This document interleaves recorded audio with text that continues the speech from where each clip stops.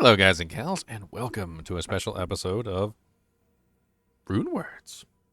Runewords are a new thing in Diablo 4 as of patch 2.0, and Runewords consist of two qualifying items. We're going to be talking about all of the things that I can think of for Runewords, and there's a lot. There's a lot of things to cover when it comes to Runewords. There really is. First off, the most basic thing to cover is just simply how they function. So there are two different kinds of runes within Diablo 4, and these runes consist of either a Ritual Rune or an Invocation Rune. Now, this is really easy for you to understand because if you just take a look at them, you can very clearly see that one is pointing upwards and one is pointing downwards. So the Ritual Runes, as my sister taught me a long time ago when I was learning how to drive a car, right up to heaven for the turn signals, right? So right up to heaven, left down to hell, right? So with this particular case, the Ritual Runes are always pointing upwards, and the Invocation Runes are always pointing downwards. Very easy for you to differentiate between the two. Now, what do they actually do? That's the question. Well, there are three different types of runes in each category, and there is the legendary runes, the rare runes, and of course the magic runes. And honestly, there's really not much difference between them. All of them have their own specific effects and their own specific usefulnesses, and you will find many, many times that you will be using blue, you will be using yellow, you'll be using legendary. It doesn't really matter like about the color. It more so just simply matters about what can I do with them, right? So once you have the runes, how do you make a rune word? Well, the easiest way to make a rune word is to take two runes and put them into an item. You cannot use the same rune that you've already used before in a different item, and you can only have a total of two rune words per character. So do keep that in mind. Now, if I wanted to make a rune word right now, I could take Feo, which would be a ritual rune, and I could take something like Se, which is a invocation rune, right? So the invocation rune is what I am trying to accomplish, right? So when you look at the invocation runes, you want to look at them as, okay, what am I trying to accomplish? And like, how is this going to help me? Then your ritual runes are going to be how you accomplish this thing. And also, not only are they how you accomplish it, but to what effect are you going to accomplish it? Which I can demonstrate very easily by playing around with this right now. So for instance, let me change this over here because I need to be not unstoppable. We're going to go ahead and put the training dummy to attack us. And I'm going to take two different runes. And I'm going to show you the vast difference between one rune combination to make one rune word and a completely different rune combination to make another rune word. As an example, let's use the Lith Rune as our second ritual rune for this test. So the first one we're going to do, the first combination we're going to do is Lith, and then we're going to do Se. So Lith, Se. And when we do Lith, Se, we're going to get a wolf that's just going to appear as we are standing here. So all we need to do is just make sure that we are using some kind of attack because the Lith Rune does require that we are attacking in some way, shape, or form. And you can see that we're starting to gather wolves. The wolves are stacking every time we are gathering them. They're getting at least, what is that, with the Lith Rune? We're getting standing still while fighting for 1.2 seconds. So we're getting one wolf every 1.2 seconds as long as we are attacking something, right? So we're just going to keep attacking, and you can see that we're continually gathering wolves. So we have a constant, never-ending stream of wolves as long as we're standing still. However, if we're not attacking anything, then our wolves are going to diminish into nothing. Right? Or we could potentially do a completely different option, which is we could do something like the Feo Rune. The Feo Rune allows us to get a relatively large amount of wolves instantaneously, but not a large amount over a long period of time. If I become injured, it will automatically summon a large number of them through what's called the Overflow System. And we're going to talk about the Overflow System. But as you can see, the Overflow System has summoned 10 wolves at the same time, which is ridiculous, right? And they pop up and they're just smacking the crap out of the target, right? Very quick, very powerful, instead of a long, drawn out summoning of multiple wolves. Each wolf lasts for 8 seconds. So in the case of Feo, I'm getting 8 wolves that last for 8 seconds, or 10 wolves that last for 8 seconds. Or in the case of Lith, I'm getting 1 wolf every second that lasts for 8 seconds, which is another way that you could potentially do it. So in this particular case, it takes a while for the wolves to build up to their, maximum number. But as you can clearly see, I am getting a rather large number of wolves. In fact, it should technically be, since they last for 8 seconds, and I get 1 every 1.25 seconds or something like that, or 1.2 seconds, then it's probably around 7 wolves, is what I'm going to end up with at maximum, assuming that I'm still attacking and assuming that I'm standing still. Now, obviously, some of these are not good combinations. Like, for instance, if I'm a character that moves around a lot, then the Lith Rune becomes a very poor option, and it's not necessarily something for me. But there's also a rune in here that's specific to that particular thing, right? So moving. So what if I'm a character that moves around a lot? Well, I've got the Bac Rune. And the Bac Rune could be potentially used for that particular purpose to make it so that I'm moving around, like a whole lot and getting what I need. And it's not letting me swap it for some reason. I might need to take it off first. And of course you can't really... Yeah, there we go.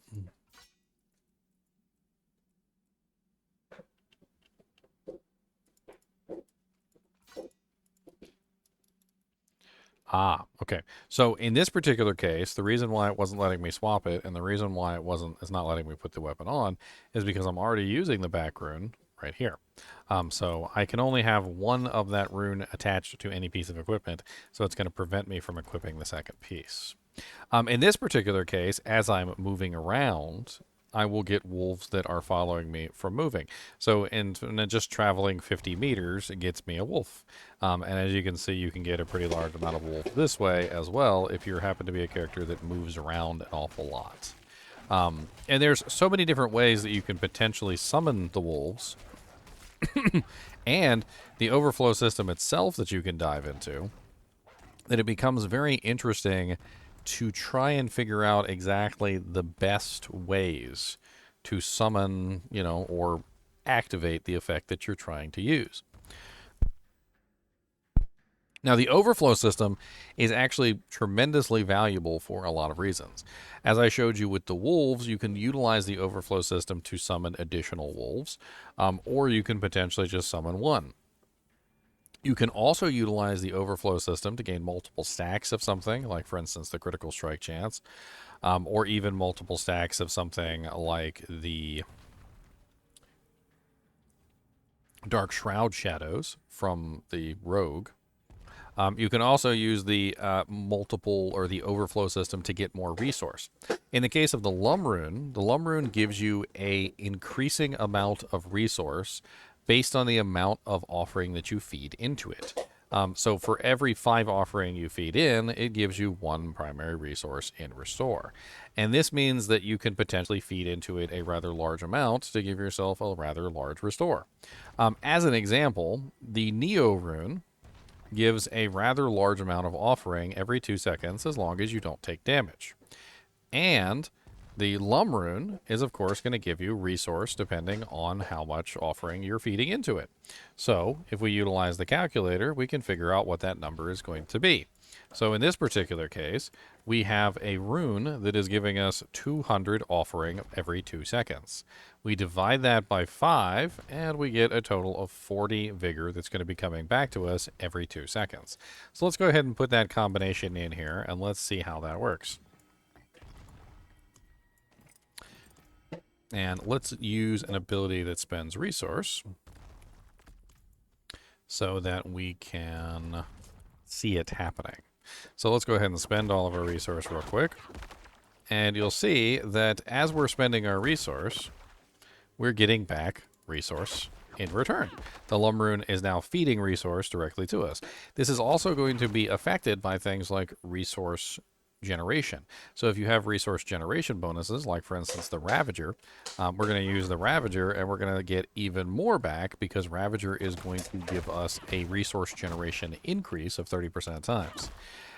Utilizing the Lum Rune's overflow system, you can very easily obtain a very interesting effect. The rune word, by the way, that I created here is Neo-Lum, called Graceful Bounty. Now, this isn't the only way that you could potentially do an overflow system. In this particular situation, we are using something that is much higher than what we are putting in. So obviously 200 is a lot higher than 5, and so the overflow system is indeed triggered. However, there are other ways that you could potentially utilize the overflow system in sneaky ways that don't necessarily go over the same kind of methods. And let me see if I can explain one of these more sneaky methods that you can potentially use. So let's put this Bac back and the Neos back.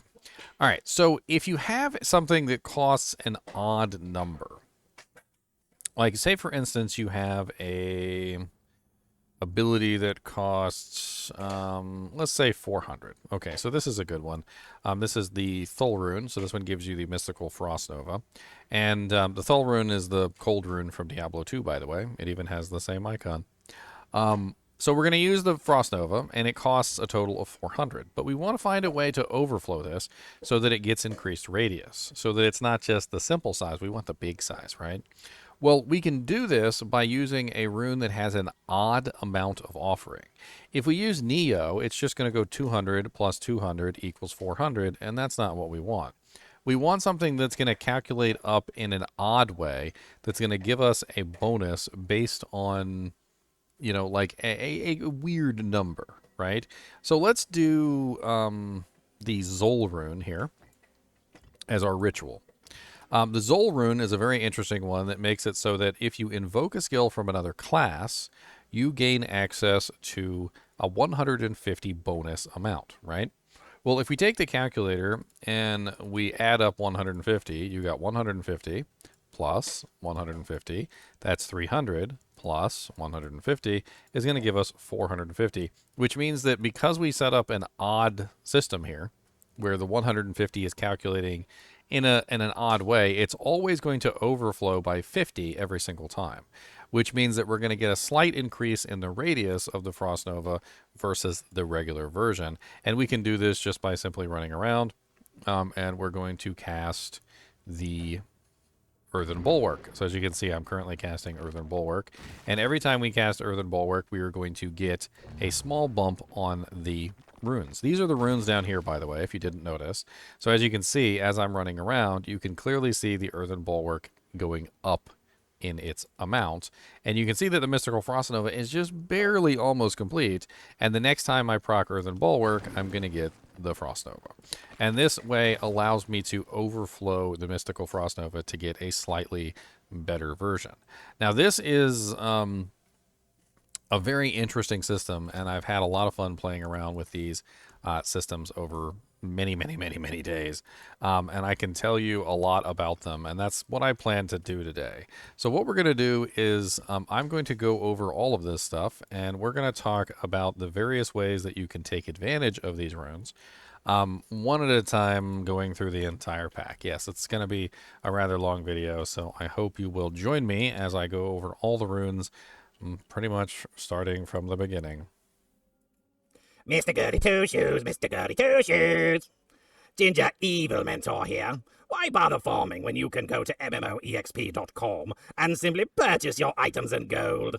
GGM would have you farm the items. What a pathetic being. Use code GEM Ginger Evil Mentor for 6% off your entire purchase. And don't tell Ginger Gaming Mentor that I was here. All right, so before we go over the invocation runes, we are going to go over the ritual runes first. These are the easiest to understand and definitely the best to display as far as like how they function. The Lith Rune is a very powerful one because it grants you 0.3 seconds. Every 0.3 seconds you gain 25 offering. It is a extremely powerful rune in the terms of amount of offering that it can grant you. And it's important to represent this in a very interesting way. So if it gives you 25 offering every 0.3 seconds, and you multiply that out, we're going to have to multiply this out by, trying to think, 3 seconds is what we want. So we're going to take 3 seconds, divide that by 0.3, and we end up with 10 procs times 25, which means that we're going to get a total of 250 offering every 3 seconds, which is a lot of offering, especially considering a lot of these others don't even provide anywhere near as much as this. The Neo Rune offers 200 offering in the same time period, as an example. So in 2 seconds, you can get 200, or in 3 seconds, you can get 250. So it's a very similar amount. It also continually procs as long as you're standing still, which is very powerful indeed, and can be utilized to fuel a lot of these. One of the downsides of this one, though, is that it's a relatively low amount of offering, which means that you're not going to feed into any of the overflow systems, really, for the most part, with the exception of maybe like the Yom Rune itself, which has a relatively low offering price. So you get, what, 5, 10, 15, 20, 25. So that's 5 resource back per Lith Rune proc, which isn't like amazing, but it is basically 5 per 0.3 seconds, which is times 3, of course. So it's 5, 10, 15. So you're getting about 15 a second every single time the Lith Rune procs, which is not exactly terrible. And this is one of the few items that it's going to be able to actually overflow. All in all, the Lith Rune is a very specific rune, and you're not going to be able to get very much usefulness out of this if you're moving around too much. So if you are a build that is moving on a regular basis, then probably just mark this one off your list as something that you want to use. Channeling builds, 100% you want to use this. Anything where you're stuck staying still for a rather long period of time, it's a very good rune. Moving on, we have the Bac Rune. The Bac Rune is also a very powerful rune, and this one is actually really good because you also can use it for the Shroud of False Deathcraft, if you want to do that. The Bac Rune has a travel of 5 meters to get you 50 offering, which is actually not bad at all. And you can utilize skills, you can do all sorts of things to travel. You just have to move. The faster your movement speed is, obviously, the better you're going to get an effect out of this. You could also be utilizing things like Rushing Claw, or Soar, or various other aspects that are going to increase your overall speed and moving. So just moving around in general is going to get you the effect. And it actually is going to gather up that offering really quickly if you are moving a lot and you're getting, like for instance, I'm using Rushing Claw as an example. So like just to show you, if I'm standing like way over here and I use Rushing Claw on the training dummy, I can get a rather large amount just for using Rushing Claw, because Rushing Claw is a movement ability. And you can see that I can just use Rushing Claw and spam it, and this allows me to gather up the resource and spam that Earthen Bulwark. So the Bac Rune in specifically is actually really good for any build that moves a lot. The more you move, the better it is. It does offer 50 offering, which isn't really all that high in terms of overflow power, but you can definitely see that there are some runes that you can potentially overpower. Like the Tam Rune can be overpowered, the Yom Rune could be overpowered, and so forth and so on. Or you could just simply use it to increase up to the value of whatever it is you're trying to get access to. The Yul Rune is also a really fun one, and this is one of my favorites when you're dealing with cooldowns, especially if you have a cooldown that you're spamming at an extremely fast pace, because it offers you 50 offering per cooldown, which can be absolutely insane. To give you an idea of this, I'm going to go ahead and put the Yul Rune on my Wuxie Nakpa real quick with the Frost Nova, and I'm going to get Pugilistic Absolute 0, which is the rune word that creates. And what we're going to do is we're going to utilize this skill right here, which is called Rushing Claw, and I'm going to utilize it as a cooldown, which is what it is. However, when I spam it, you will see that I can make that Frost Nova happen really, really fast and at a really, really consistent rate, because I'm generating such a large amount of offering through cooldowns. So if you happen to have a large number of cooldowns at a very fast rate, then this is definitely an interesting way that you can have a consistent firing of an ability. Which I think the Yul Rune is absolutely amazing for that particular purpose. There are definitely builds that can take advantage of the Yul Rune, and there are definitely builds that cannot. So it is definitely something that you're going to want to take on a case-by-case basis. The Ahu Rune might be one of the most useless runes I've ever seen. I don't really know what to think about this rune at all. It says lucky hit up to a 100% chance against injured enemies, which basically means that it only gives you 10 offering and only against a monster that's below the threshold to be injured, which I believe is like 33% HP or something. I'm not exactly sure what they were thinking with this one. I don't think I've used this on any build whatsoever.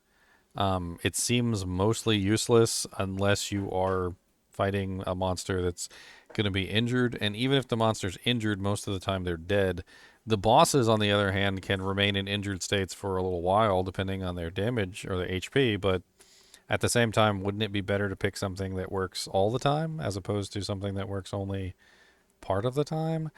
This is one that I really can't get behind because I don't really think this one is ever going to function properly in a build. Moving on, we have the Xol Rune, which is a very popular one this season, and it has to do with invoking a skill from another class. I already kind of showed this one off, but let's do it again just for demonstration purpose sake. So if you are utilizing any skill from another class, you can use the Xol Rune to generate resource. Now, one thing to note about this, it has to be a skill. It cannot be a effect like that's from an ability like using an aspect or something like that. And I'll give you examples. So the rogue stun grenades are not a skill on the rogue. Meteorites is an effect from an aspect. It's not actually a skill for the sorceress. Earthquake is an effect from an aspect. It is not a skill. Iron Maiden is a skill. That one works. Pestilent Swarms is not a skill, is an effect from a skill, so that does not work. The Spirit Wolves are not a skill that any character has. This is a separate little thing. It's like new specifically for the runes. And going through this, Concussive Stomp is a skill. Decrepify is a skill. Mystical Frost Nova is a skill. Earthen Bulwark is a skill, and so forth and so on. And you see how this, like, the Dark Shroud is just one shadow from the Dark Shroud seal, so I'm not sure if that one actually works with it. But you can see how if it's actually is a skill, it works, and if it's not actually a skill, it does not work. This one gives you 150 offering per time that you cast a skill from another class, which is actually very effective. As you can see in this particular case, I'm casting Earthen Bulwark, and every single time I cast Earthen Bulwark, I am getting a 150 resource onto Mystical Frost Nova, which after 3 Earthen Bulwarks, I am casting a free Mystical Frost Nova. So definitely useful in that regard to get the Mystical Frost Novas, or whatever it is that you're trying to proc on your second ability, because you're chaining one rune word into the other, which is really nice. Moving on to the next one, we have the Tam Rune. Now, the Tam Rune is really nice. Even though it only gives 25 offering, it does work when you cast a non-channeled core skill. So any skill that is technically a core skill can work with this, and there are lots of various ways that you could potentially use this to your advantage. If you are utilizing, say, for instance, Touch of Death, that has a core skill attachment to it, or if you're using Payback that is a core skill, or if you're utilizing any of the actual core skills. You can utilize this with all of these abilities, and the best way to take advantage of Tam is to set up these abilities so you're attacking very fast, and also so that you don't have to stop attacking with your core skill to build resource. So setting up things like Ring of Starless Skies, Ring of the Midday Hunt, or what is it, the Midnight Hunt? I can't even remember. The one that restores resource. There are tons of different ways where you can set up to have basically infinite resource. And when you do so, you can spam your non-channeled core skill, and you can get tons of resource as a result, spamming whatever it is that you have in that rune socket.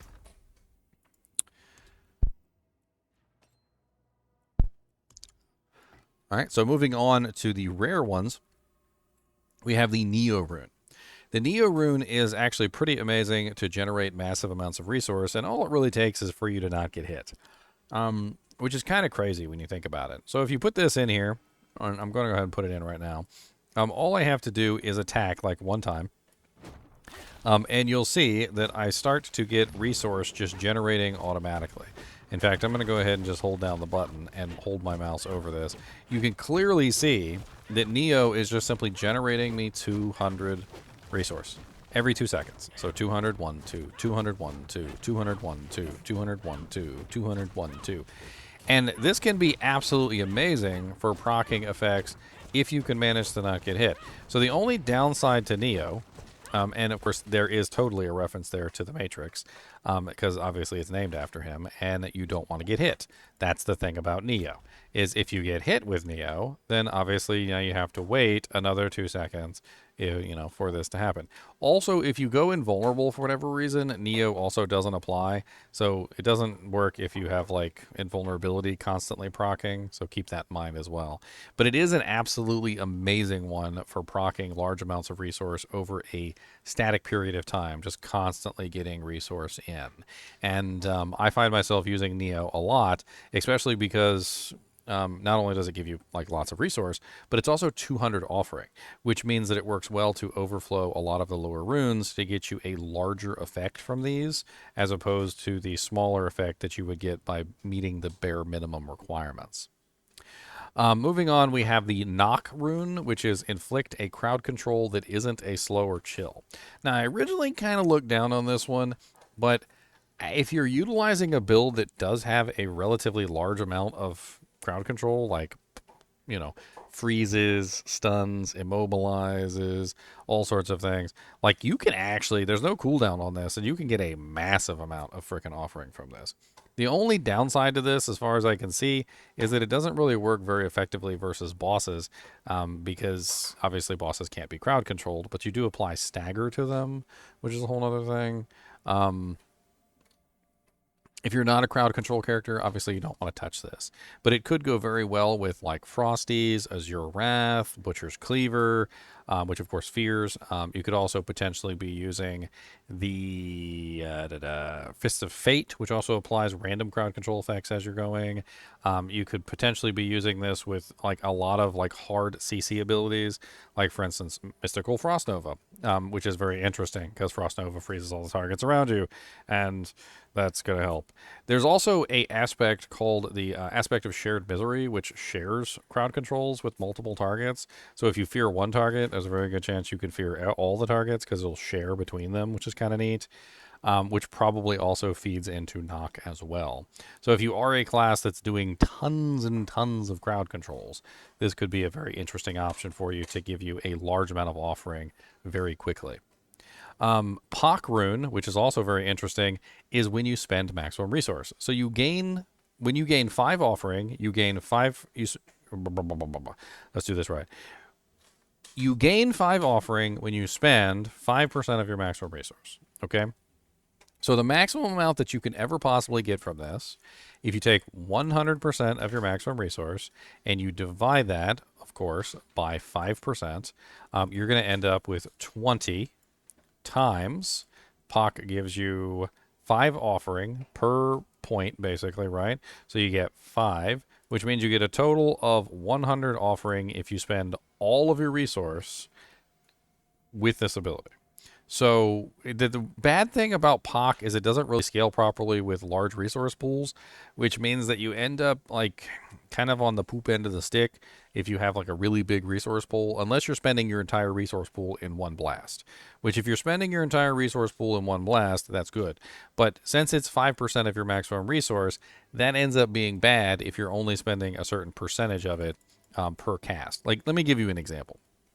If you have a 100 resource pool and you spend 50 resource, then of course that is 50% of your resource, which is going to of course bring you down to 50, and you're going to get the equivalent amount in resource, right, from Poc. So it's going to give you a good amount of resource back. However, if you have 200 maximum resource and you spend 50, then now you've only spent 25% as opposed to 50. So you're going to get much less resource back from Poc because you're spending less percentage of your resource. And so that makes Poc a very bad one to scale with maximum resource pools, but it's still a very fun one to use with some interesting situations. It definitely works very well for builds that spend a lot of resource very quickly. Whether you're using Payback that burns all your resource, whether you're using the Qax Rune, which burns all your resource, or whether you're using Kepe Leke, which burns all your resource. There's a lot of ways you can burn all your resource, or like Kick on the Barbarian, or you could do Bone Spirit on the Necromancer.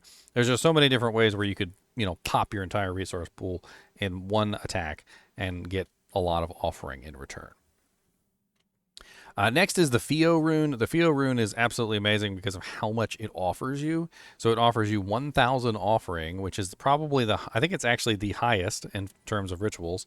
That gives you the highest amount of overflow that you can potentially pour into something else. So for instance, as I showed earlier in the video, if you use the Cir Rune with this, you can get 10 wolves instantaneously as opposed to 1 wolf at a time. And this is absolutely insane. If you utilize it with something like the Tech Rune, you get a giant earthquake that takes up the entire freaking battlefield.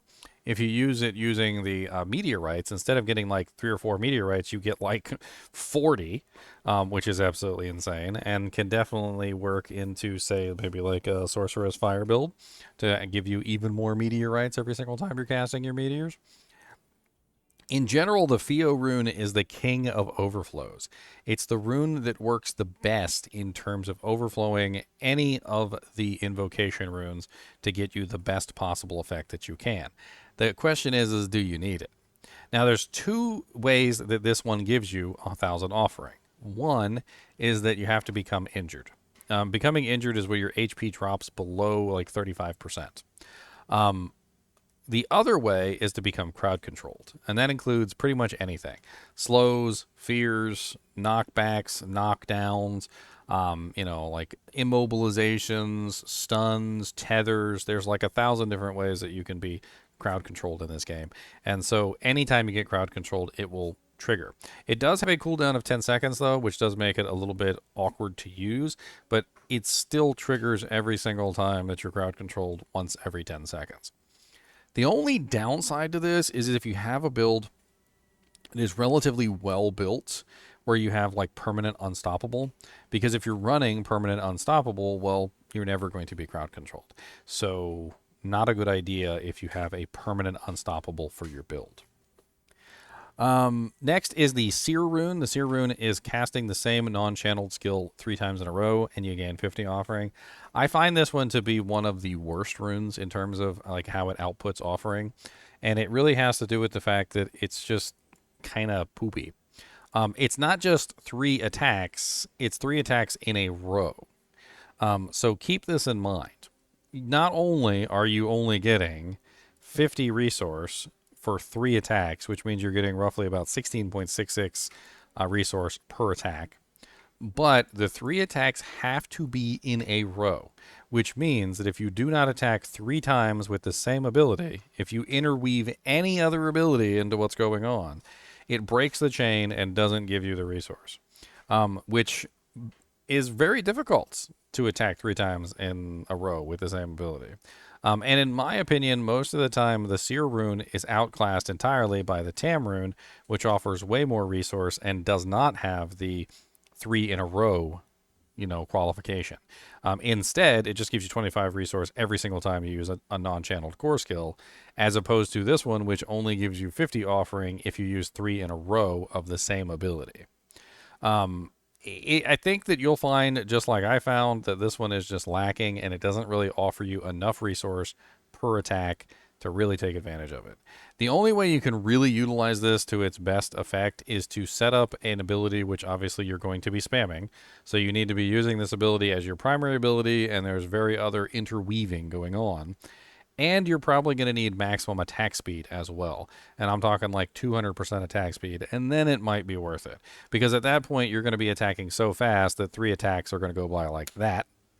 And you're not really going to be too worried about interweaving problems because, yes, you will break the chain every now and then, but you're attacking so fast that it really doesn't matter. Moni, or Moni, however you want to say it, is gain 25 offering cast a skill after moving. This is kind of like a lesser version of the Bac Rune, which is 50 offering for traveling 5 meters. The Moni Rune basically just makes it so that if you cast a skill after moving, you're going to get some resource. So as you can see, I'm kind of just moving around and I'm casting a skill as I go. And as long as I'm casting a skill and moving, like, I'm getting this resource. And it's not quite as good as the Bac Rune, but there is one benefit to this rune that actually makes it kind of interesting from a certain perspective, and that is that it can stack with the Bac Rune. So if you were to put the Bac Rune in one rune word and the Moni in the other, technically all of your movement is triggering your effects, right? So as long as you're casting an ability and moving, casting an ability moving, casting an ability moving, casting an ability moving, then you're good. Now it does have a 0.25 second cooldown, which means you can only potentially get this 4 times within a second, which I don't think you're going to be able to cast an ability 4 times in a second anyway. But if you could, that's a potential of 100 offering within that time span, which is not really bad. That's actually quite good if you are moving that much. The only ability that I can think of that's going to allow you to achieve that level of movement is probably Rushing Claw. So utilizing Rushing Claw with this, you could potentially have some very interesting movement. And let's play around with it really quickly. So let me go ahead and put multiple training dummies up here. And what we're going to do is we're just going to spam Rushing Claw. So as you can see, we're managing to get some pretty good resource on Frost Nova. So that's not bad. Because, of course, we're casting a skill, moving, casting a skill, moving, casting a skill, moving, casting a skill, moving. And this is feeding into the way that Moni works. So if you happen to have an ability like this, like if you're using Rushing Claw, then Moni could be an interesting option. Or if you're doing like an Oculus build on a Sorceress, that could be kind of interesting too. But for the most part, I think most people are going to kind of avoid this one because it's not the greatest for all characters. It's just decent for the ones that actually are moving and casting skills as movement skills. So like if you're using a mobility skill that moves you, I think it's like the best thing for that. The Yax Rune is gaining a 200 offering while drinking a healing potion. So if you drink a healing potion, you get 200 offering. It's actually a really good amount. The main problem with this, of course, is the fact that you don't have an infinite number of healing potions. And on top of that, most of the time you cannot use your healing potion while you're at full life. So you can't generate resource unless you are missing HP. Now, the workaround to the Yax Rune is to potentially use the items that allow you to drink potions even when your HP is at full HP.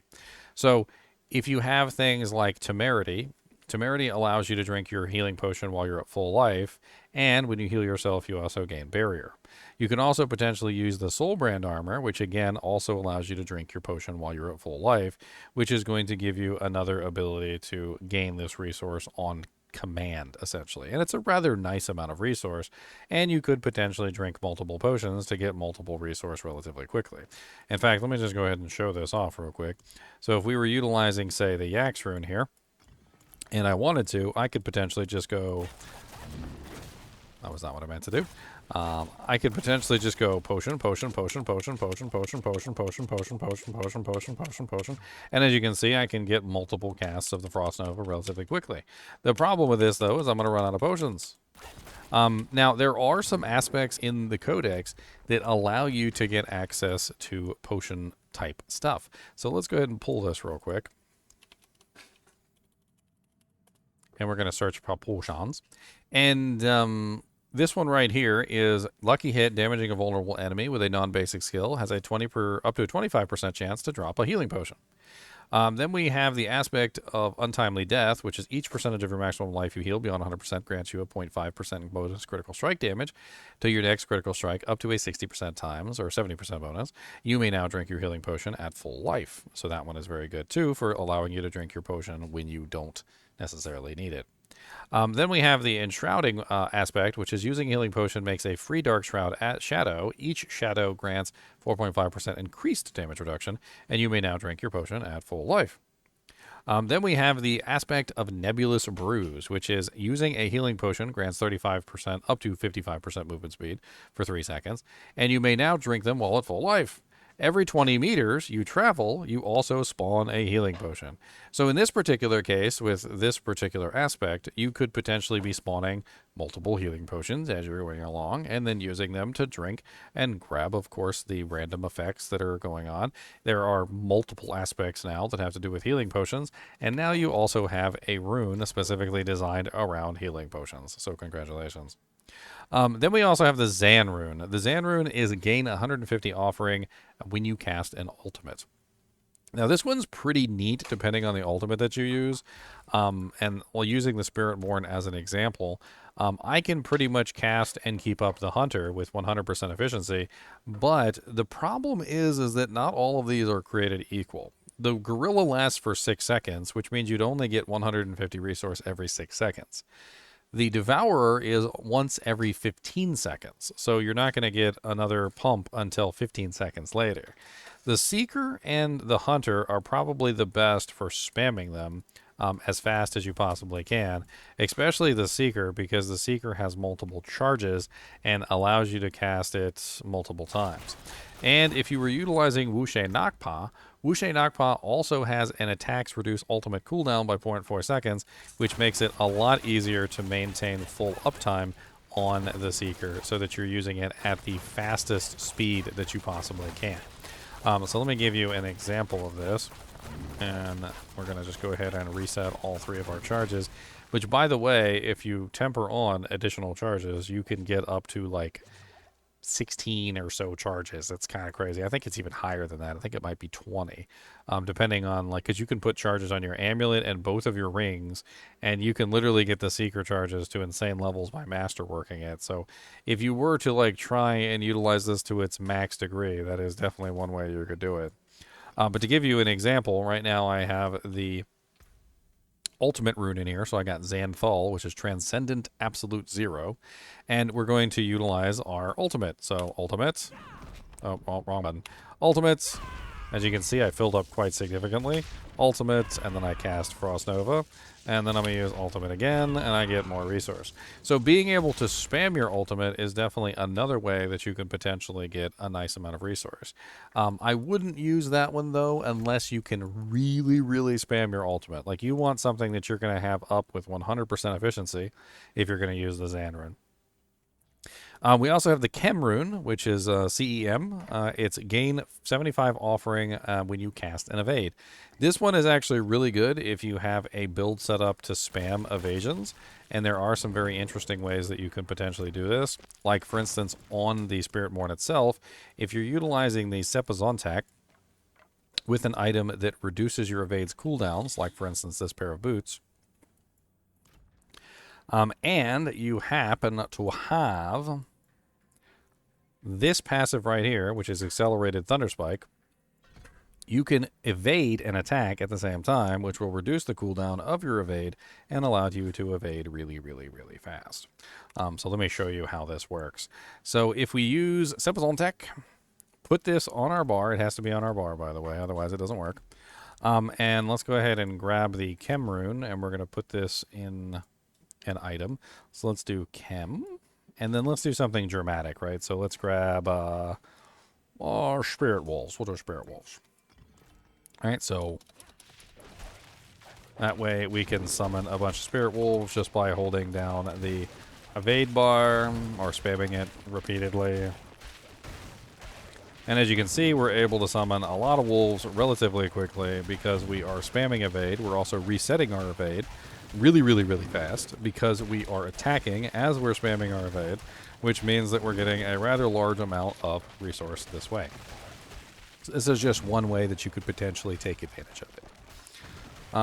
I just accidentally put my Wuxie Nakpa in the stash. That is not what I meant to do. Of course, I got like a Bac Rune or something in there. Oh yeah, that's right. Never mind. I put the rune word in my helmet. So an interesting way that you can get rune words out of your helmets relatively easily is to take a gem and you put it in your helmet. And just like that, the runes will pop out of your helmet and the gem goes in.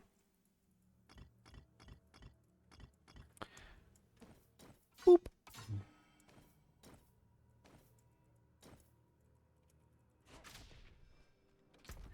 So that covers the last of the ritual runes. So these are runes that are specifically designed on generating offering.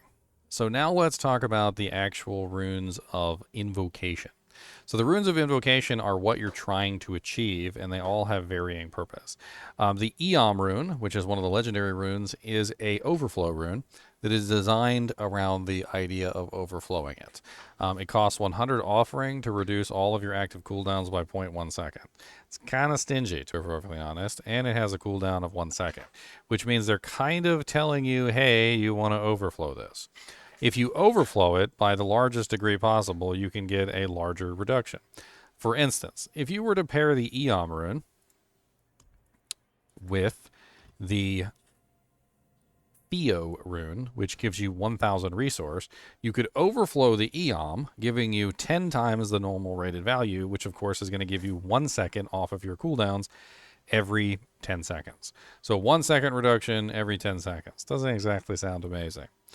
So let's try something else. So the Neo Rune, which has 200 every 2 seconds, is going to give you 0.2 every 2 seconds, which doesn't sound very amazing. So that's kind of like poopy as well. So let's see what we could do that might be better. What if we did something like the Xol Rune, which is going to overflow it by 50 every single time, which means we're going to get 0.15. That might not work very well. Skill with a cooldown, Yul Rune. So this could be interesting. Kind of feeds into itself, right? So let's try this real quick. So let's use our Rushing Claw. And we're going to take the Yul Rune, and we're going to take the Eom Rune, and we're going to put it together. And then what we're going to do is we're just going to attack. So, does it reduce the cooldown of my abilities? Yes. Yes, it is.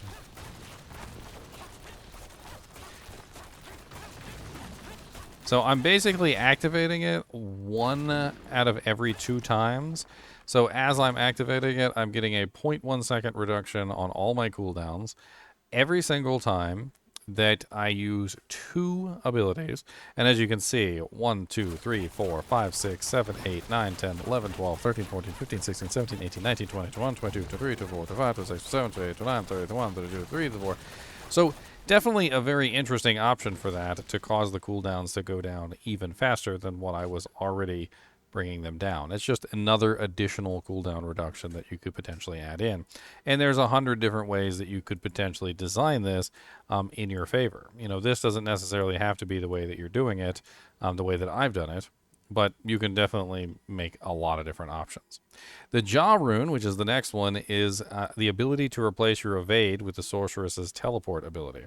So utilizing this one, let's keep the Yul Rune in there, and let's go ahead and activate this. So once it's activated, it actually just turns your evade into a teleport. And if you activate it again, it's actually kind of wasted because your evade is already a teleport. But essentially just allows any character in the game to apply a teleport as long as you have it activated. And it's actually not a terrible rune. It's actually kind of neat to have a teleport evade on basically any character because obviously you can go a lot further than you can with a regular evade. Regular evades don't get you very far. It also has the added benefit, it seems like, of obviously giving you a, well, I'm not really sure how to explain it, kind of like a reset to your evade as well. Because, of course, you have to attack a couple times before it's activated, so it should always be up basically every single time. It did look like it was resetting the evade, though. I kind of like it. It also makes it so that you become unstoppable. So teleport does have an unstoppable. So when you teleport, you do get the unstoppable effect as well, which is very nice. So you can see I should be gaining the unstoppable effect. I don't see the unstoppable effect above my head. It's not. Maybe it's just an instantaneous unstoppable instead of a... one that stays above your head for a long period of time. I could have sworn that teleport had a much longer unstoppable, and that was like 2 or 3 seconds, wasn't it? Or am I just misremembering? But essentially, it's the Jah Rune from Diablo 2. We now have the access to teleport, just like in D2.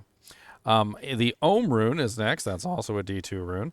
And this one has invokes Barbarian's Warcry, increasing your damage dealt by 15% for 6 seconds. So this one is very obvious. It just gives you the Warcry ability. So if I'm attacking, you'll see that I just automatically cast Warcry. And then I have duration, the damage increased right here on my bar. I should be able to keep Warcry up with basically 100% uptime as long as I am fulfilling the offering before it runs out. And as you can clearly see, I am definitely keeping the Warcry up with 100% uptime. It's a very simple buff. Warcry gives you a movement speed increase. It also gives you a damage buff. So it's pretty much just that. They did take away the Berserk from it, unfortunately, which was in the beta, and it no longer does give you the Berserk. The rune word that it creates, by the way, is Call to Arms, which should be a throwback for D2 players. So Pugilistic Call of Arms for Yul Ohm. The Zan Rune is also kind of interesting. It offers your next skill cast to be a guaranteed critical strike and overpower. So let's go ahead and see if we can build this up really quickly. I'm going to make sure I don't waste it. And now I have my guaranteed critical strike overpower, and as you can see, that next attack, it was, of course, a guaranteed critical strike and an overpower. So very, very nice. Now, this one in particular does have a relatively high activation cost, which is 800. So you're going to have to build a lot of resource to make this happen. Depending on how your character is designed, whether you're a movement speed character, a cooldown character, a core skill character, or whatever it is that you're doing, you're going to have to find the best way to fuel this to get your free critical strikes and overpowers from the Zan Rune. The Vex Rune, which is next, is a +3 to all skills for 7 seconds, which does have a rather high activation cost of 1,000 offering. You can overflow it, apparently, but I don't know how you would overflow it, considering that it cannot be overflowed. It has 1,000 requirements, and there's only the highest rune that we possibly have is 1,000. I don't think there's any way to actually overflow this rune, but in overflowing it would increase the duration. If you could potentially increase the duration, I don't even know why. But I don't know how you could do that. As you can see, it does also have the Vex logo, which always kind of reminded me of a sideways. If you look at it sideways, it looks like a guy in a boat. Or it kind of looks like a penguin holding a watermelon, like a melon or something. It kind of like, it looks like both. The Yom Rune is the next one, and this one is the Druid's ultimate. It's Petrify, which also restores primary resource. So you get 500 resource on this, and once you have 500 resource, you get Petrify, which is going to stun all monsters, encasing them in stone, as you can see. And then it also restores resource as it does it. The stun effect, of course, can be very powerful from a certain perspective to give you a very nice defensive capability, because of course all the monsters are stunned and they're not going to be beating the crap out of you anymore. And the restore of the resource is actually pretty nice too. It also functions as the Druid's Petrify ability, so if you are a Druid, you can get the additional bonuses through the passives. And on top of that, from what I understand, it also functions for Nature's Fury, unless they fixed it, where if you spawn the Petrify ability, and you have Nature's Fury active, it can possibly spawn one of the other ultimates by the Nature's Fury chance to spawn the other abilities, which is kind of cool. The next one on the list is the Xal Rune, which just gives you a nice maximum life, and if you overflow it, you just get an increased duration.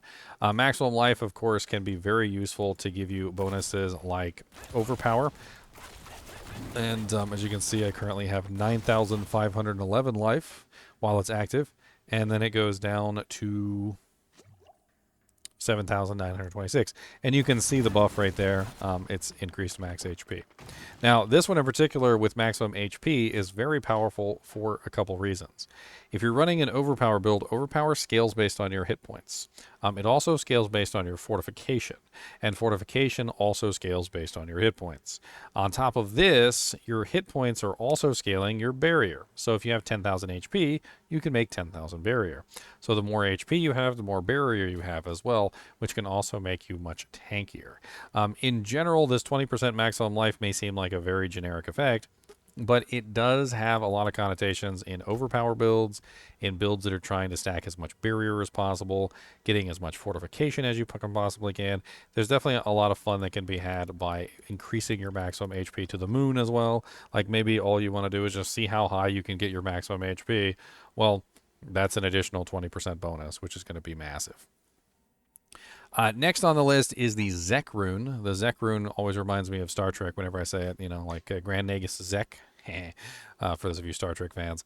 Requires 200 offering, and it says Overflow further reduced cooldown. So this one is cooldown 2 seconds, reduces your active ultimate cooldown by 2 seconds. So this one is a little bit more specific than the Eom, which is reducing all of your cooldowns by 0.1 seconds. This one is focusing specifically on your ultimate and trying to keep your ultimate active. So every time you fulfill the requirement, you're going to get 2 seconds off of your ultimate ability, which is going to be a little bit better. So let me just go ahead and like burn my 3 charges real quick so you can actually see the cooldown. And you can see if I attack, I can get that cooldown to go down relatively quickly because I am burning off multiple stacks of its cooldown. Not only from the rune word, but I'm also using the Wushe Nok Pa and backfeeding into it another 0.4 seconds every single time I attack. So I'm getting the 2 seconds from the actual Zec Rune word, which is power overwhelming. And then I'm also grabbing the 0.4 seconds from the Wushe Nok Pa every single time I attack, which is allowing me to reset the ultimate at a very, very fast pace. So this is definitely something that you can take a look at to try and keep your ultimates active with 100% uptime if you're looking to do that. The next rune on the list is the Kry Rune, and it's been extremely popular this season because it pulls targets in. And a lot of builds do lack a pull-in. So as you can see here, as I'm attacking, I'm getting multiple vortex pull-ins. Wow, that's some pretty bad screen tearing there. That was rough. The vortex pull-ins are exactly as they seem. They're very good for vortex pull-ins. Since it is a skill that is, you know, by another character, and to keep that in mind, I don't think the Jah Rune counts. Warcry does count as a skill. So does the Petrify ability. And also so does Vortex. So these are skills that can be used with the Xol Rune if you're trying to take advantage of the Xol Rune. This one is relatively simple, and it's definitely a very nice one to pull into any build because it's really, really nice to have a pull-in. You know, especially when you're lacking a pull-in. Like if you're a build that just can't seem to get a pull-in in your build, or maybe you just want more pull-ins. Maybe you just want maximum suckage. Well, then Kry Rune is there to love you and hug you and call you George. We also have the Lac Rune. The Lac Rune is for Challenging Shout. It does require 400 offering, which is middle of the ground, but it's kind of high. We got the Overflow. It has increased duration, which means that you're going to get a longer duration out of your Challenging Shout, which is pretty much just the taunt at that point. But the taunt also has the reduced damage taken attached to it. So increasing the duration of this might actually be something that you'd want to do because you'd get more effectiveness out of it. But it does only cost 400. And when you utilize it properly, you will see the taunt icon appear above the characters. You know, it literally says taunted. Taunted. And as you can see, it's not even that hard to keep up on a regular basis, depending on how you're setting up the item or the rune. Next is the Qax Rune. I believe it's Qax. I don't even know how to pronounce that because there's no Q. There's no U in it. Like I don't know how to pronounce a word that has no Q, no U. It's like Q in the English language. A Q is always followed by U. And I can't think of very many examples that Q doesn't get followed by U. In fact, you know what? Tell me a word that starts with Q that doesn't have a U followed directly after it. I'd love to be a little trivia thing, and I can read you guys answers.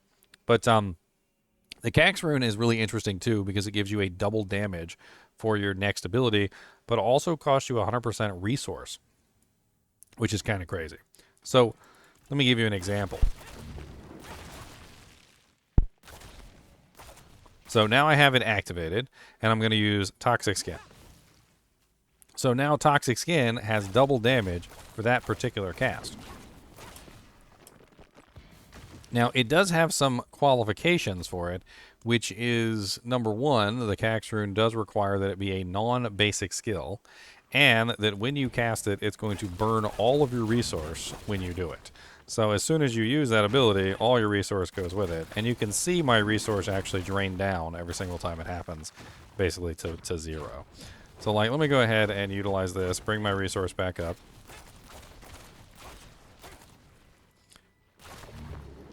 And it doesn't actually work with Toxic Skin. That's interesting. So let's try this ability. So there you go. It works with Rushing Claw, but not Toxic Skin. I guess it's because Toxic Skin doesn't hit the target. This one can actually be kind of interesting if you apply it with something that already burns all your resource. Thinking with bacon, cooking with bacon grease now.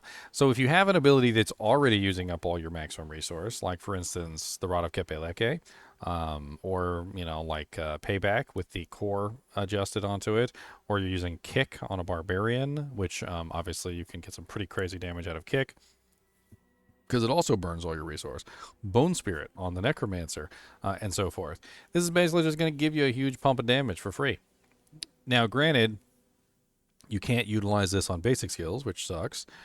And you also, it's going to burn all your resource on a non-basic skill. So like if you're using just a regular core skill that you're normally spending resource on, whenever this triggers, you're going to burn all your resource and you're going to have to get it back.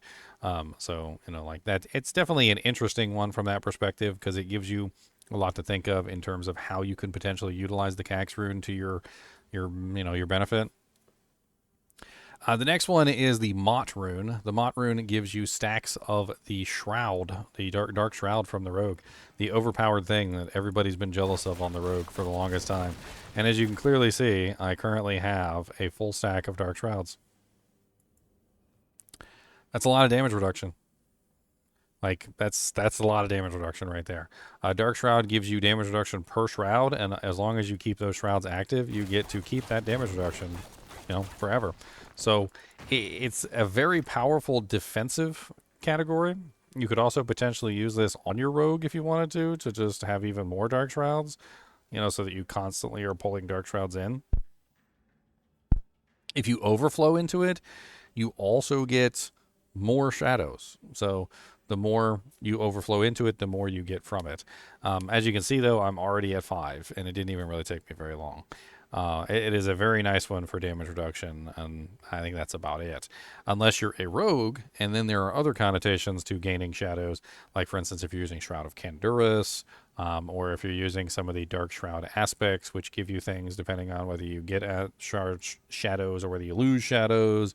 Also, if you have lots of bonuses to the amount of damage reduction that you're potentially getting from the shadows. This could also offer you a way of having the Dark Shroud without actually having Dark Shroud on your bar, so you can take the Dark Shroud off and put something else there, which is really neat. And that's something that I kind of forgot to mention with, say, like the Challenging Shout and the War Cry, is that same thing with the Barbarian. You could potentially take it off your bar, and you could just simply have it casting for free. And also the ultimate from the Druid. Like if you're a Druid and you just don't want to put an ultimate on your bar, you could potentially do that and just have, you could just have no ultimate on there, but still have it casting anyway. Moving on to the next one, we have the Rogues Countering Concealment.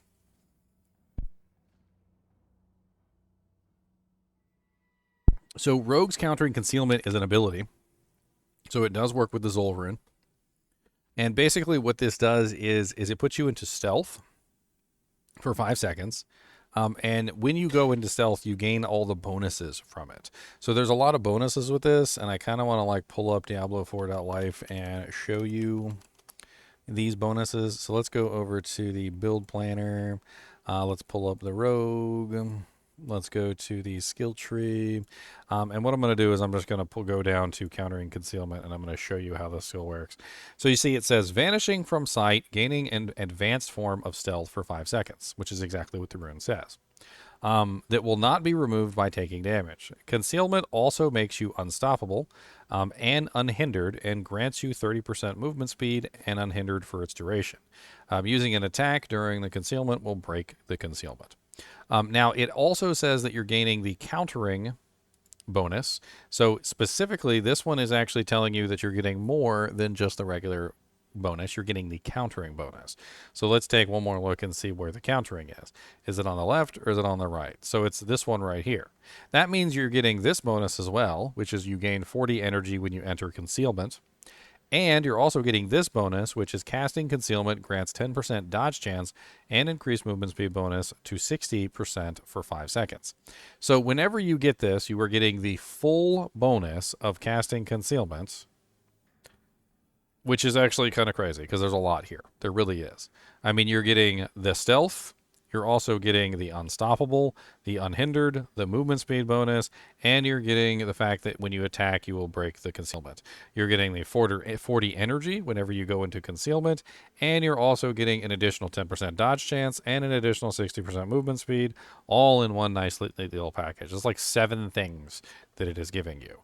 And you know, you could potentially utilize this with a lot of builds. There are builds that revolve around stealth. You could use it as an extra way to enter stealth on the rogue.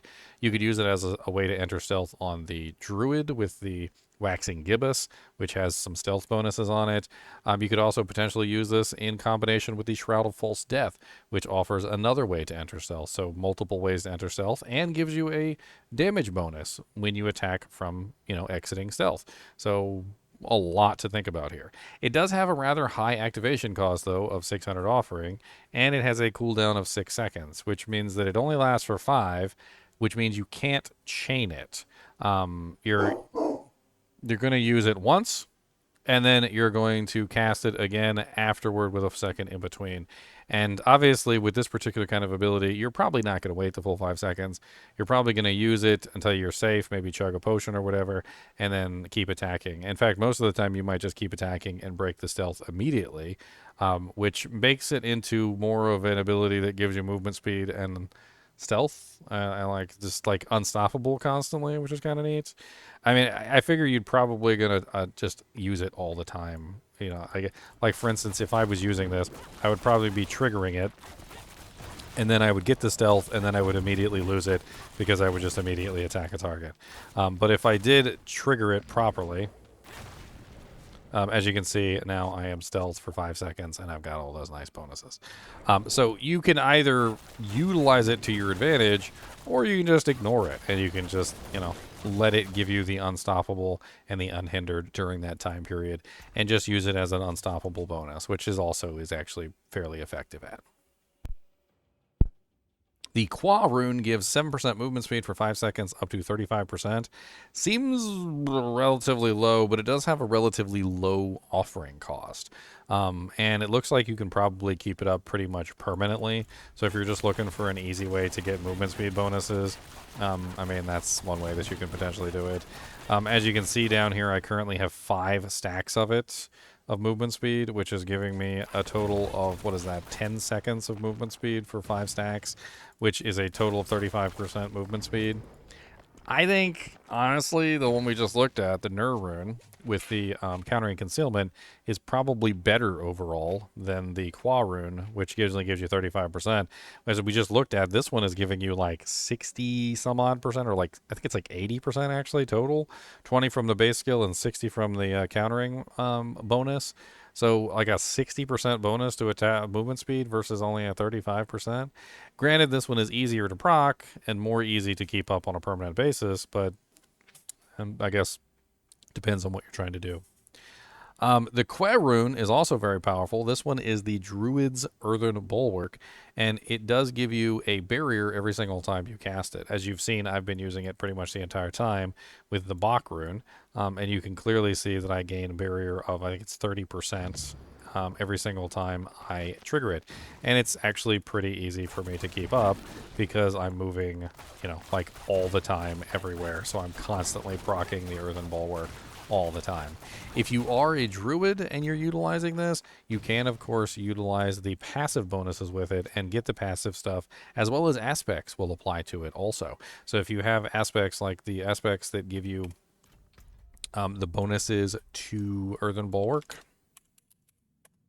Like, for instance, Mending Stone gives you a duration increase on Earthen Bulwark. You get Earthguard Aspect, which increases the bonus amount depending on your crowd controls, up to a maximum 100%. And you can also potentially utilize the passive effects, which can give you like fortification and things like that. So you can definitely get some interesting bonuses by spamming Earthen Bulwark on, say, an actual druid with this. And you don't even have to have it on your bar, which is really nice. So you could take Earthen Bulwark off your bar, utilize the Rune Word version instead, put the passive points in so you actually get the bonuses, and call it a day. Xol Rune is also really nice. It is the mystical Frost Nova from Sorceress, and it does freeze the monsters as well as make them vulnerable, and it doesn't have too bad of an activation cost. At 400, you can do it pretty often, and it's got a 2-second cooldown on it, where the Overflow increases the radius of it rather dramatically if you do like a Feo Rune or something like that. And it's actually really easy to keep activated. As you can see, I can keep mine activated pretty much all the time. And not only is it easy to keep activated, but it also makes all the enemies vulnerable and freezes them too. So if you're trying to add a freeze into your build, or you're trying to add vulnerable into your build, this can be a very good option to add either or both, depending on what you're looking for. It also counts as a skill for the Xol Rune. So if you are trying to use the Xol Rune to activate something else, you could potentially utilize the Frost Nova for that. Although with the high activation cost of this one, it's generally not the best for that. There's much lower activation cost ones which work better with Xol, if that's your entire purpose. The Wat Rune, which I swear always makes me think of that meme that I saw like 18 years ago, the Wat meme. I don't know if you've ever seen the Wat meme. Wat. It's the Wat meme lady. Yes, the Wat meme. What? It's been floating around the internet for quite some years. I might be showing my age. But the Wat Rune it makes Decrepify, which is only 100 offering, and it's really cheap. To give you an example of how cheap that is, like, let me show you just how quickly I can spam Decrepify on these targets. And this is just the Yul Rune. And I'm pretty sure that I could spam it faster if there wasn't a cooldown on it, which I'm pretty sure there is like a 1-second cooldown on it to prevent you from being able to spam it too quickly. Which pretty much means that I'm spamming it as fast as you possibly can. The Necromancer's Horrid Decrepify, not the regular Decrepify, offers you an additional effect. So not only does it slow enemies down, but it also reduces their damage and lets you execute them. Again, let's take a look at the panel here so we can pull up the actual ability. That way we can give you a better idea of what we're looking at. So Decrepify is right here, and Decrepify is a curse that targets enemies and slows them down by a relatively large portion. It's 40% at base, and it's a 20% less damage to you for 10 seconds. So the monster can't really do a lot of damage to you. Their damage gets reduced by 20% just for being cursed. It's also giving you this particular one, which is the Horrid Decrepify, which means it's also giving you lucky hit enemies while afflicted with Decrepify have a 10% chance to be stunned for 2 seconds. And you also get when you or your minions hit an enemy afflicted with Decrepify below 10% life, they are instantly killed. Does not work on bosses. So it gives you a chance to execute them if the monsters are below 10% life. And also your minions have a chance to execute them if they're below 10% life. So definitely some interesting modifiers there for the Horrid Decrepify version. And because it's so cheap, it's very nice to utilize with the Xol Rune, because if it only costs 50 to activate the Wat Rune, and then you get 150 back from the Xol Rune, that's actually a pretty good trade-off. That's a 50 bonus. The Zec Rune, which is really nice, is the Spiritborn's Concussive Stomp and can also be utilized for creating the Xol Rune.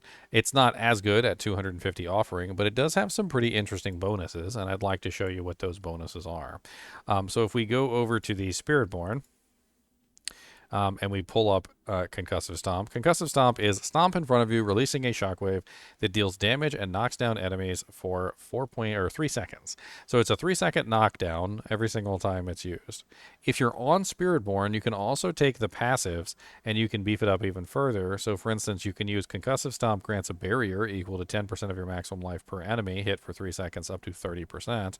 You could also potentially grab the Win Adaptable Concussive Stomp Concussive Stomp, which is when enemies recover from Concussive Stomp, you dodge their next 3 attacks. Or you could grab this one, which is Concussive Stomp gains an additional charge and does 600% times increased damage to unstoppable enemies and bosses. And so that's kind of interesting, is that you can beef it up and turn it into like a very interesting defensive skill, because it can actually generate barrier on the Spiritborn. Unfortunately, you can't get that on the non-Spiritborns. Next is the Summon Spirit Wolf, and these are actually the Spirit Wolves from Diablo 2, and I've actually already showed these off multiple times, but why not some more? Let's just go ahead and show them off again. Now, the Spirit Wolves, when I say that they're from Diablo 2, I mean it. They're literally the Ghost Wolves from Diablo 2. They also dish out ice damage like the ones in Diablo 2 do.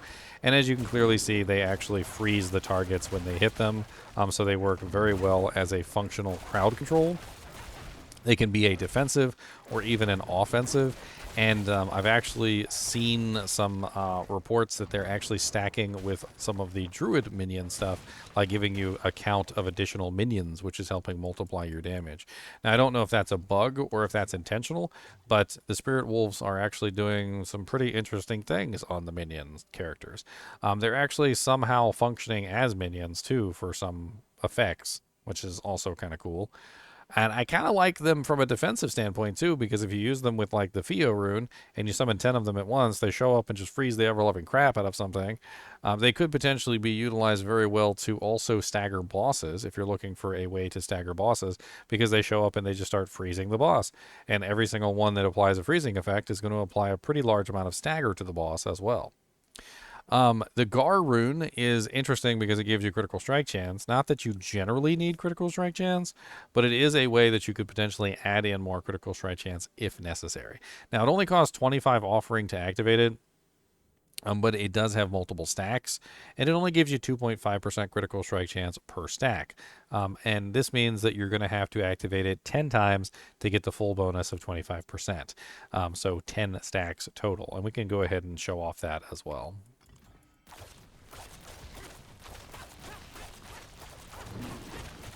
And as you can clearly see, I have the 10 stacks right here. Now, they only last for 5 seconds, but if you attack at least one time and reactivate the effect, it just continues to hold the 10 stacks as long as you have it activated. And it's just going to give you a nice 25% crit. Normally, I wouldn't recommend this for most builds because, like, it's really easy to get critical strike chance on a lot of builds. But if you are struggling for critical strike chance, or you're just trying to hit like 100% or something for some reason, could be an interesting option. The Yom Rune is a very interesting one, and I kind of covered this already, but basically the Yom Rune is a way to build into the Overflow system to grab a rather large amount of resource back. The larger the overflow into it, the more resource that you obtain back from it. So for instance, if I were to throw this together with the cooldown rune, the one that I have going on with the Yul, I'm getting 50 resource from this, and I'm getting 10 primary resource back as a result. So every single time I use a cooldown, I'm going to get 10 primary resource back. And this means that I can pretty much just spam my cooldown. Let me go ahead and spend my resource real quick with a core skill.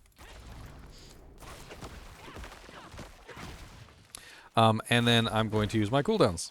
And as you can see, every single time I use a cooldown, I'm getting a large amount of resource back. And it's also scaling with resource generation because I'm getting a large amount of resource generation from things like Ravager and other places, which is helping to get that resource restored even quicker. Which the Yom Rune is actually one of the most customizable runes, I swear, because there are so many various rune combinations that you can potentially do with the Yom Rune to get resource back. You could potentially pair it up with Poc, for instance, to spend resource and get resource back as you spend it. You could tie it together with Neo for a constant, like every 2 seconds, you just get constant amount of resource back. You can tie it together with like Tam, so that as you use your channel ability, you're getting resource back as you're spending. And there's just a ton of ways that you can potentially customize the Yom Rune. And the Yom Rune is also from Diablo 2, by the way. It's a very, very nice one, in my opinion. The Xal Rune is the one that gives the Pestilent Swarms, and the Pestilent Swarms are interesting. They are poison damage, not poisoning damage, although you can convert them into poisoning damage with an aspect. And if you use something that has a large amount of resource, you can get a large amount of them at a time. There is a cooldown on it, so it kind of encourages you to use the overflow system with it, and you kind of want to overflow into it instead of going the other direction, because otherwise you're only getting like one out at a time versus potentially getting, like a lot more than one out at a time. For instance, if I were to use like the Feo Rune with the Pestilent Swarms instead, and let's have the monster beat the crap out of me real quick so that you guys can see it.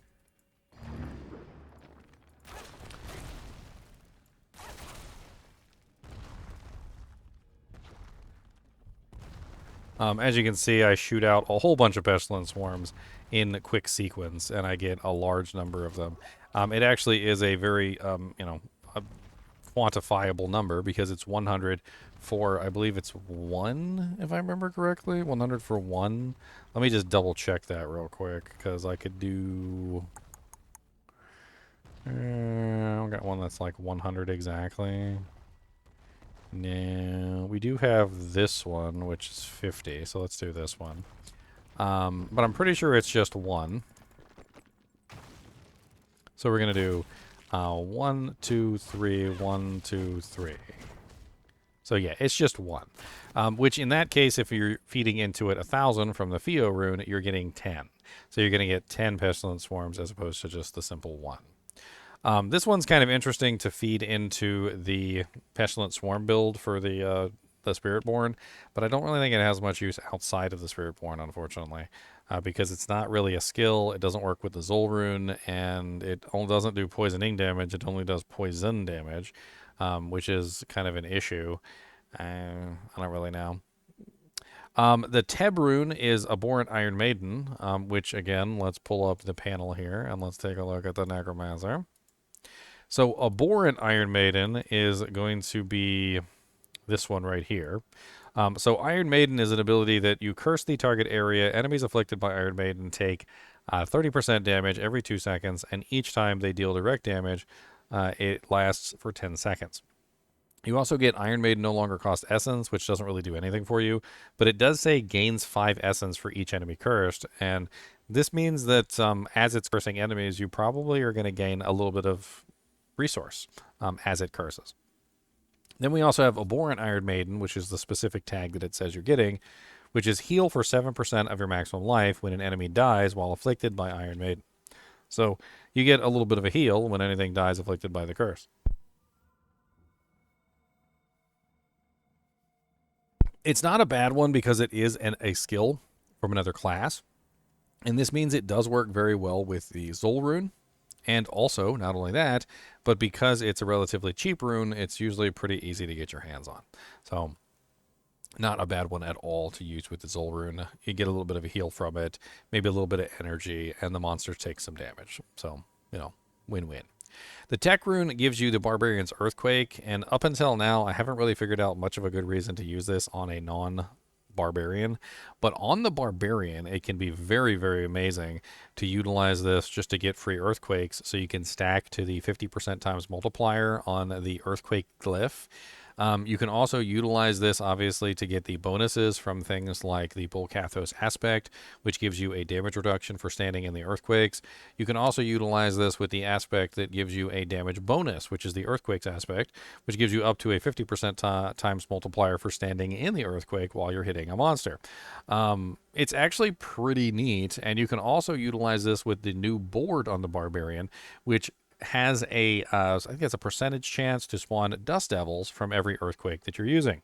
And it actually works really well with a lot of builds. If you overflow into this one, it actually increases the size to a dramatic degree. So let me first show you what it looks like without the size increase.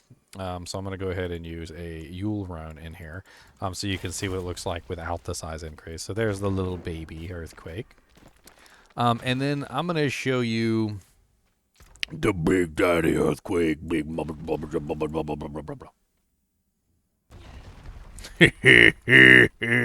That my chongus right there. That my chongus. Big chongus going to take the boys to the yard. Got a big chongus. He's on bone. I'm not even sure what the hell I'm singing right now. He is a big Chongus, though. He really is. He's quite the Chongai. The Chongalonga Donga Bongalonga. And of course, you can do that once every 10 seconds and get a big old Chongus earthquake. See the big old Chongus? Chongalonga Bongalonga. I like the Chongus one. It's funny. I may be a little child. Next is the Tam Rune. The Tam Rune is meteorites, and the meteorites are kind of pathetic when you use them with like regular abilities, although you can get kind of like a decent amount. So like if you utilize, say, the Yul Rune, let's use the Yul Rune first, and I'll show you what they look like when you're using a non-overflow system.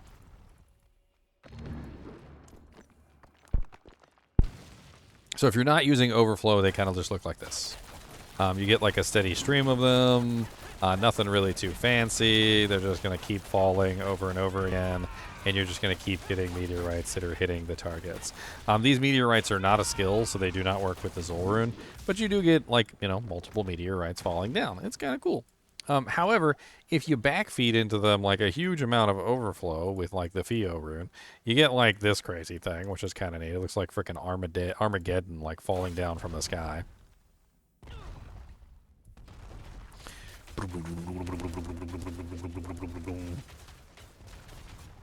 Kind of ridiculous, right? Like not bad actually. Like I felt like that was actually pretty good. I even saw one of them hit for 202k. That was actually kind of good. Like, I thought that damage was actually kind of impressive. Let's get smacked in the face again. Look at that. That's a lot of damage. 208k, 245k. That's not bad. I think they might actually be triggering my Jaguar. No, I'm not using the Jaguar Spirit Hall. No, I don't know. That was kind of impressive. That's a little bit more damage than I thought they were going to do. But as you can see, with the Tam Rune, you can get a rather large number of meteorites because it's a really low cost, and you can overflow into it really nice. Another way that you could potentially set it up is like the Neo Rune, which I thought was pretty cool. If you use the Neo Rune, you can utilize the effect of giving you 200 resource every second, right? And let me go ahead and turn these guys off real quick so they don't murder me. As you can see, I'm getting the meteorites of 200 every second, which of course is 10 times the value of the 20 that's required. And so I'm getting a rather large number of meteorites that are falling at any given time, which is not terrible at all. It's really not bad. Like, it's actually a pretty good number of meteorites. If you're utilizing, say, a sorceress and you're scaling these meteorites with a lot of the meteorite stuff, these meteorites can definitely give you a nice little damage bump on top of all your other stuff. And depending on how you set them up, you know, like whether you overflow into them or not, which I highly recommend you overflow into them because they work really good with overflow, you can get some pretty good damage out of them. Last but not least, we have the Tam Rune, which is the Rogue's Stun Grenades. And this one, of course, is 100 offering, and it gives you more stun grenades the more you feed into it. So let's see what that looks like with the Neo Rune. As you can see, I'm getting a rather large number of grenades that are appearing on the ground under my feet. Of course, I got the Earthen Bulwark messing with me. See? A rather large number of grenades. However, if we were to use the Feo Rune, we could get even more grenades under our feet. Let's get even more grenades, shall we? Let's get like a trillion billion grenades.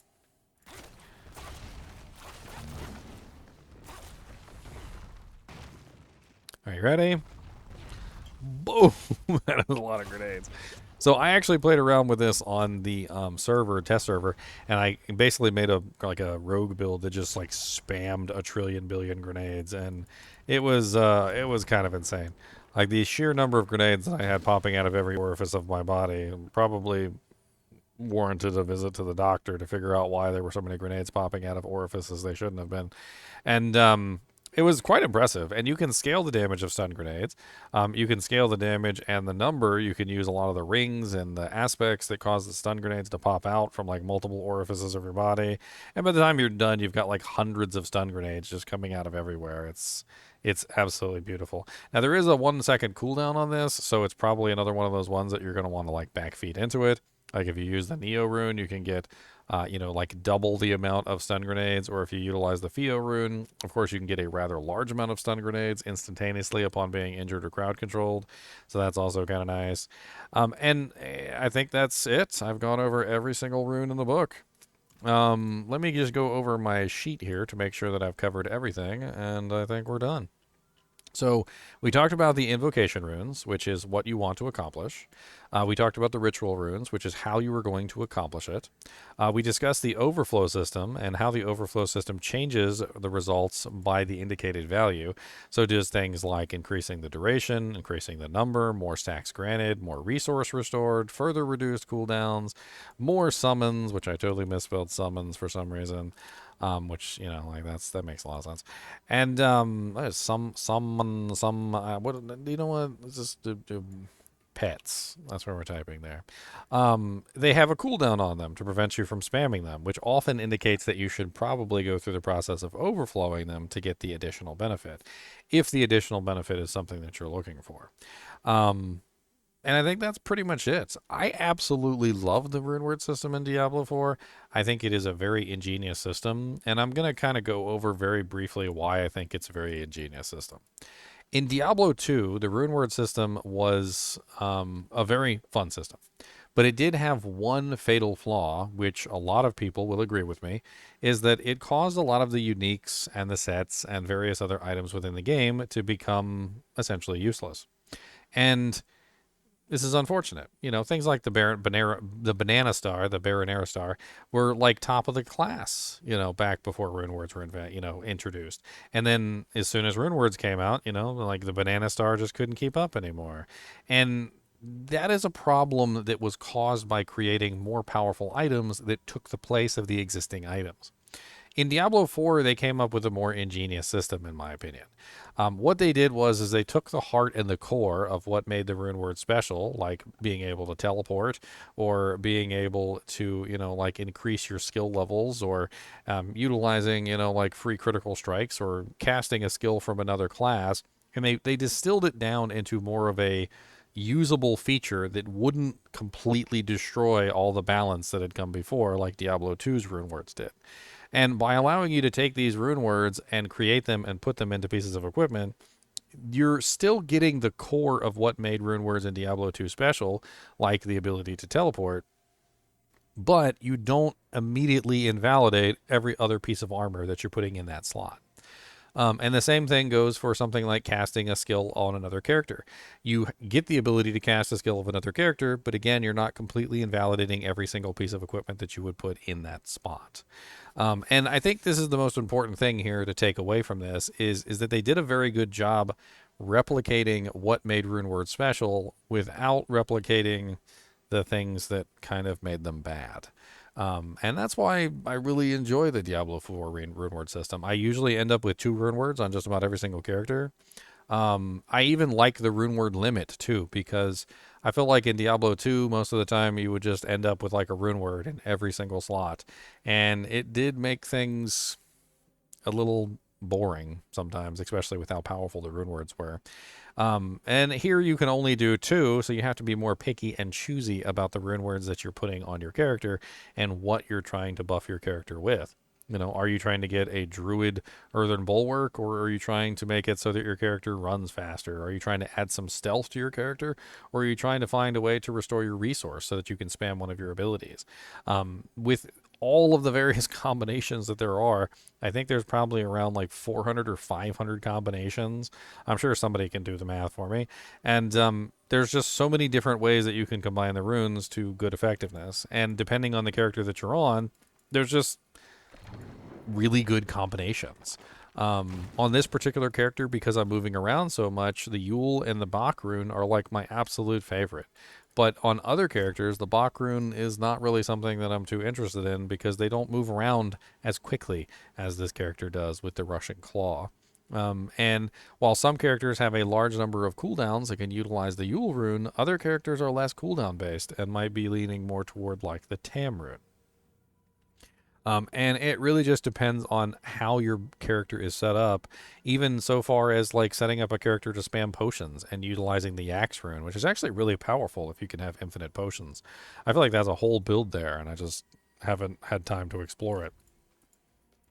Anyway, as always, I do appreciate you guys and gals joining me for these videos. I'm sorry for the length of the video, but I wanted to cover the topic in its entirety.